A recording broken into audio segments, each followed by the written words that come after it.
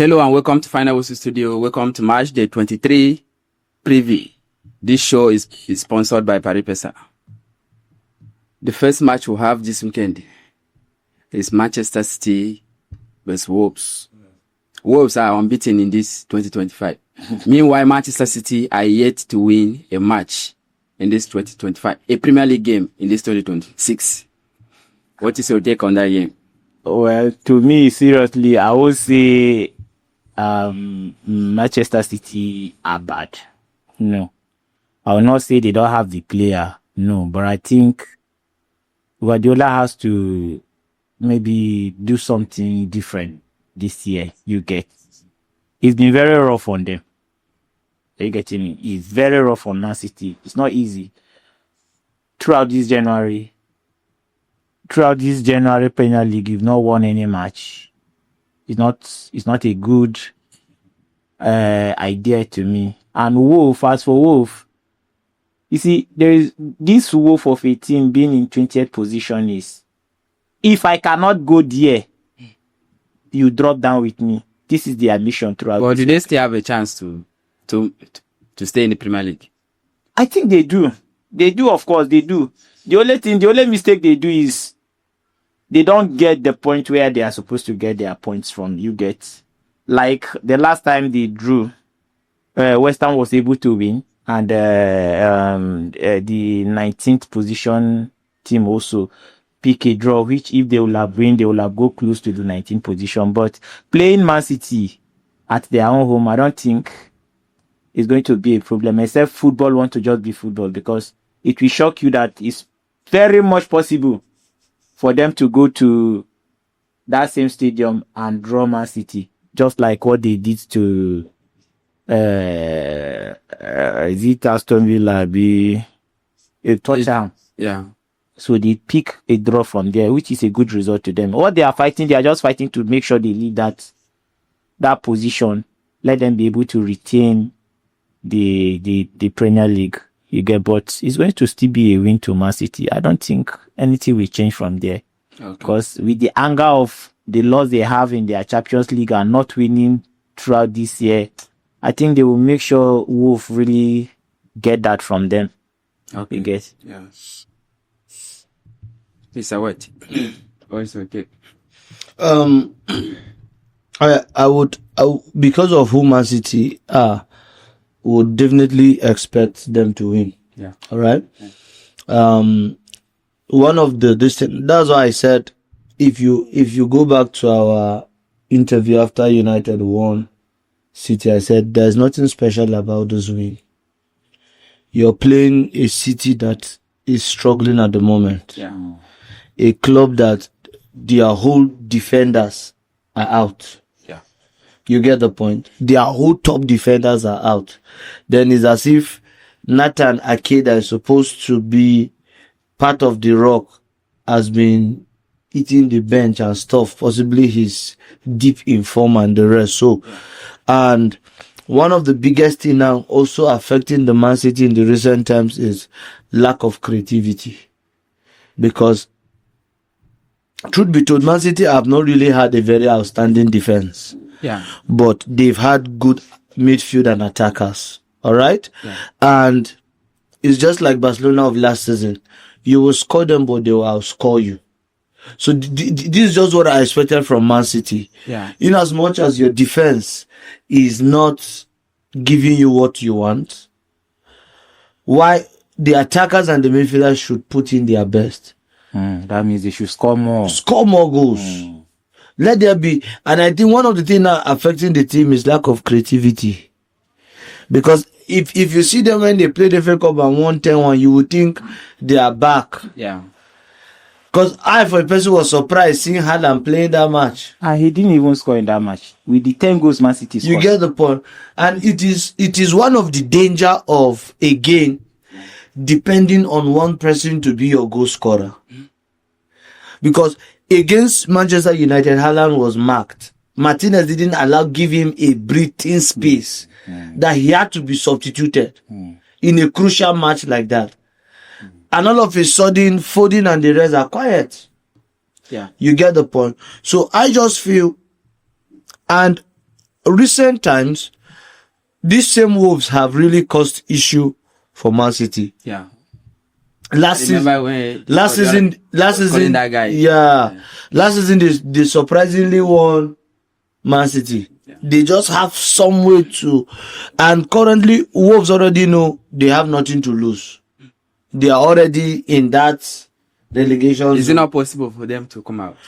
You will look at the point gap between them and the people who are even on top, because the point gap between West Ham, who is 18th, and Nottingham Forest, who is 17, is just 2 points. Yeah. Yes.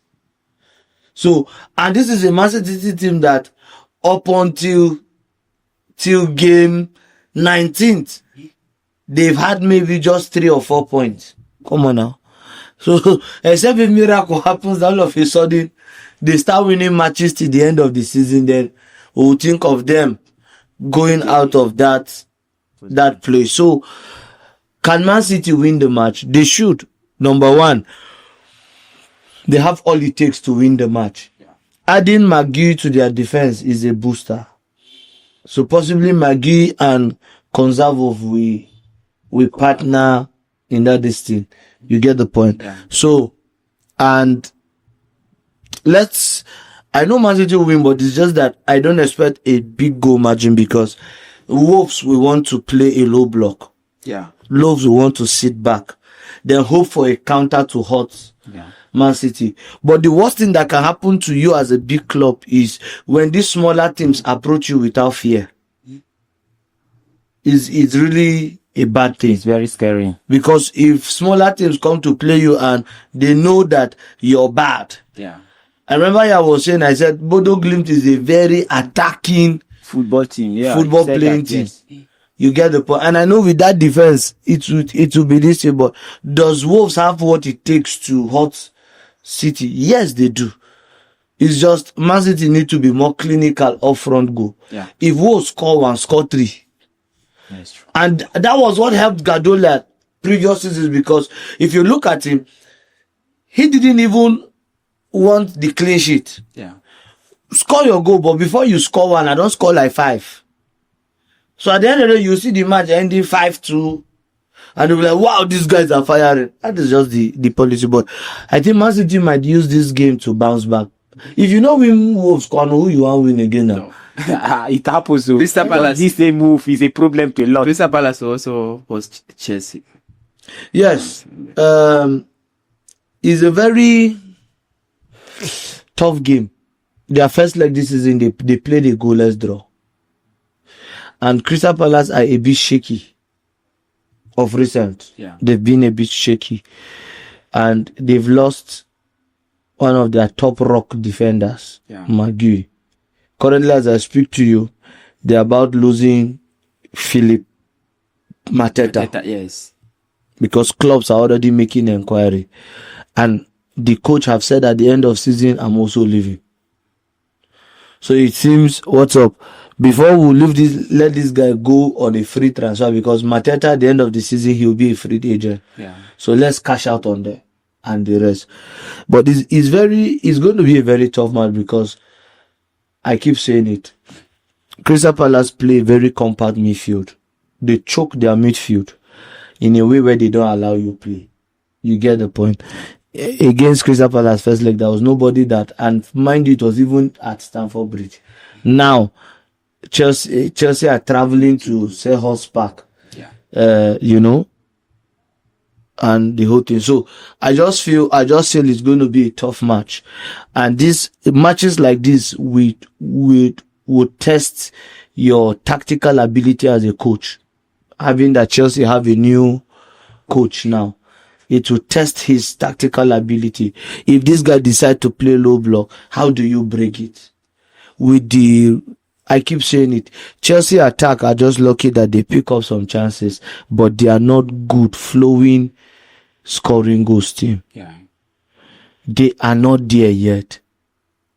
Neto has been quiet. João Pedro, quiet. Especially since this coach arrived now. You get the point. Yeah. This person, Leon Delap. Yeah. So maybe not. It's being wasted product self. Maybe not that one pick because as this coach calling don't try score. So maybe not that one because their name now they say Liam. Yeah. So now that one pick. You get the point. And Palmer is not given. Let's be honest with ourselves. Palmer since last season went off. Yes. It was only a privilege that he came into the Club World Cup, picked up one shine, then entered this season. Injury and other things have happened to him again. So, but the truth is this will be a really test match. But I see Chelsea. I see Chelsea drawing that match again. Oh, okay. That is, if they are not careful, Crystal Palace might win. What is your take on this game? Well, my intake is the match is tricky. You get so because Crystal Palace has not been their self. You get especially losing some of their player. They have not been their self. But playing Chelsea, I think one of the team Crystal Palace know how to play well is Chelsea. When it comes to Chelsea, they know how to calm down, play Chelsea, trying to win or draw. They don't really want Chelsea to win them. Yeah. Are you getting? It's going to be very tricky. But then I think I see goalless draw in that match because this new coach will try as much as possible to see that okay, nobody should score me. If I do not score, don't score me. You get? Yeah. Because really, like Mr. Welt has said, really, their attack is not flowing like that. They are not goal scoring attackers there that I'm seeing. You get? If you say, okay, you want to rely on Estavo, can you imagine it was even Garnacho that was helping them in some of the games they have been winning? And yesterday they have been scoring. And yesterday, because of those small chances he missed, Chelsea fans came out lashing on him. That is one thing about fans that I know. If it is fans, I don't really care. But my intake there, that game will be goalless draw because the game is very tricky. Okay. How about Newcastle United versus Aston Villa? Newcastle United versus Aston Villa. Wow. Villa. Wait, that game. Well, let me just say, Aston Villa is coming to Newcastle home. Yes. Newcastle is going to be home. Very stubborn set of people. They are both stubborn, but then I think Unai Emery will come victory there. He will come victorious there because Unai Emery has what it takes to beat Newcastle. You get Newcastle, they are good, they are trying tactically others, but I think Aston Villa has that zeal and that opportunity to keep winning because they want to close the gap between either Man City and Arsenal, whatever they can do to see that they move forward to go. So I think Unai Emery Aston Villa is going to win that match 2-1. Okay, Mr. White. Newcastle Aston Villa. It's going to be a very tough match.